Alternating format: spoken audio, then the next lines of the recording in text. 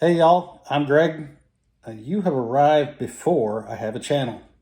So there's no subscribe link. There's no sponsors. I've got big plans though, and those big plans require me to do some experiments. I need to get comfortable understanding and using the CAN bus. The CAN bus is a computer network that runs through all modern cars. And Google is your friend if you want some great tutorials out there on what it is and how it works. But today I'm going to be doing a simple experiment to try to control the tachometer needle of an instrument cluster I pulled out of an E90 BMW in a junkyard. And so I'm going to go over the hardware and how it's all wired up. I'm going to go over the code that I used and show it working. Let's go. Okay. So this is the E90 display instrument cluster, sometimes called a CANBed. You'll see that in literature. You see the gauges there. It's got space for lights and an LCD display. We're interested today in the tachometer, which is the gauge on the right. We're going to try to make that move through code. Okay, I just went to my local pick apart and grabbed one of those. I think it was a staggering $15 or something. I just cut the pigtail here, the wires, and kind of figured out what the pinouts were. The pins you care about are going to be, got that written down here, pin 9, you're going to have 12 volts on that. 18 is the ground, 6 is CAN high, 7 is CAN low. And that's all you need. I'll have all that in a schematic. The next component you'll need is this some kind of power supply. So this one here accepts 12 volts in here, and I've got a little screw here that you can use to adjust the voltage. I've got it set to 5 volts on the output, which is what my circuit board needs.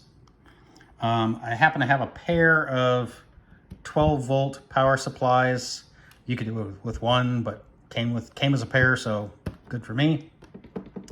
So let's look over here on the circuit board here. Ignore the LEDs over here. That's just for my own testing. Down here, I've got a CAN bus set up. The bus itself is right in here. If you've looked at the tutorials, you know that a CAN bus is terminated with two 120 ohm resistors, which you can see here and over here. Row, what is that, 50? That's right here. That's my CAN high. Down here's my CAN low. And the only two things plugged into the CAN bus are these wires from the display and this pair of wires from the circuit board. This little row of wires here is my electrical ground. Connected the ground from the display, electrical ground, and the circuit board. Okay, and I've got my two power settings. I've got a 12 volt power over here, and I've got 5 volts running over here. Okay. All right, and then the circuit board, this is a CAN bus module. I'll post a link. Got my CAN high, CAN low, and this red here is the ground. And then this is the 5 volt power line. And what this is a little Arduino board with the CAN transceiver built into it. And I will post the code that I used in a link. Okay, I think those are all the electrical connections. Now we can plug it in and see it actually work. Plug in. Okay, see my 5 volts going on there. Got a little LED came on the CAN bus, and transceiver lights are blinking madly, so that looks good. Let's see if something's happening over here. So we see lots of warning lights, probably because the car is missing.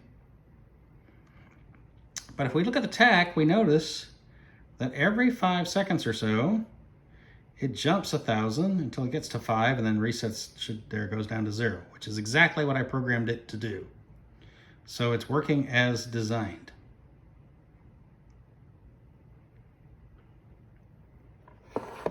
There it is.